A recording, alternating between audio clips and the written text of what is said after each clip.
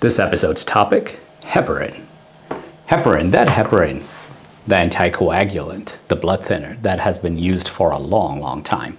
So I came across a short little article a couple of days ago on heparin and its inhibitory effect on SARS-CoV-2. Basically, heparin is now shown to inhibit SARS-CoV-2, the virus that causes COVID-19 pandemic. So here I'm going to show you some of the articles and what we can glean from those articles. There is good news. Before we get into the research articles, here's a picture of SARS-CoV-2, the virus. The distinguishing features of this virus are the spikes, here shown in red. What do the spikes do? Spike proteins on the virus recognize ACE2 receptors on human cells. So spike proteins will bind to ACE2 receptors on human cells, and then the virus will gain entry. So that's how the infection initiates. If we can find or design a biomolecule that can inhibit, prevent this binding between SARS-CoV-2 spike protein and ACE2 receptor on human cells, stop that binding, then there will be no downstream initiation of infection. There will be no infection happening. That's where therapeutic intervention comes in. Let's get back to the research papers on heparin, starting with this paper. Unfractionated heparin inhibits live wild-type SARS-CoV-2 cell infectivity at therapeutically relevant concentrations. This was published this year, 2021, in British Journal of Pharmacology. There are two types of heparin: unfractionated heparin, low molecular weight heparin.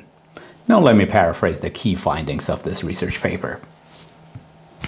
All the unfractionated heparin preparations had potent antiviral effects. As a matter of fact, the unfractionated heparin was 150 times stronger than low molecular weight heparin in antiviral activity.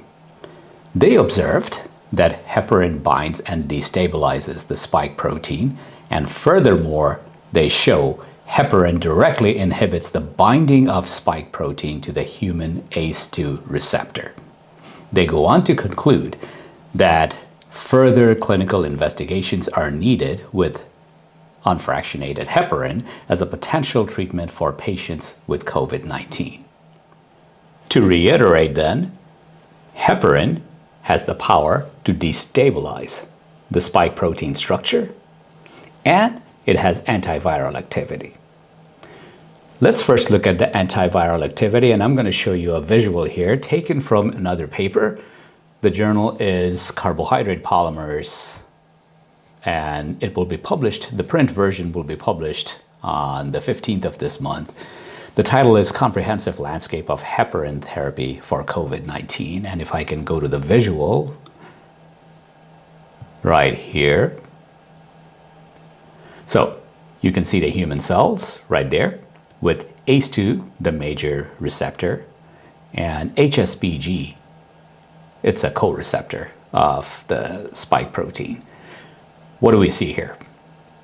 SARS-CoV-2 virus bound to the receptors, and lo and behold, through the ACE2 receptor, this virus will eventually enter the human cell. However, look at heparin in red. When heparin is available, heparin actually clogs up the process. It will bind to the spike proteins of the virus and thereby making the spike protein unavailable to bind to ACE2 receptor. And if the spike protein cannot bind to the receptor, ACE2 receptor, what happens? The virus cannot enter the cell, and therefore no infection will happen, which is a good thing. So that's the antiviral effect of heparin. What about the destabilizing effect of heparin on the spike protein structure? For that, we have to go to another research paper. Researchers in December of last year, 2020, published an article that focused on the destabilization of the spike protein by heparin. And they published it in the journal Thrombosis and Hemostasis, and the title is kind of complicated, and I'll break it down for you. Heparin inhibits cellular invasion by SARS-CoV-2, structural dependence of the interaction of the spike S1 receptor binding domain with heparin. Let me break it down. Heparin prevents SARS-CoV-2 from invading the cell. And they did emphasize the structural dependence, meaning what happens to the spike protein structure, more specifically, what happens to that localized part of the spike protein called receptor-binding domain, which binds to ACE2 receptor on human cells, and then infection ensues, right? So what happens to that specific receptor binding domain on the spike protein when heparin interacts with it? This picture shows heparin bound to the spike protein of SARS-CoV-2. Heparin is represented as sticks. Spike protein is represented with balls and ribbons. Again, sticks, heparin, balls and ribbons, spike protein.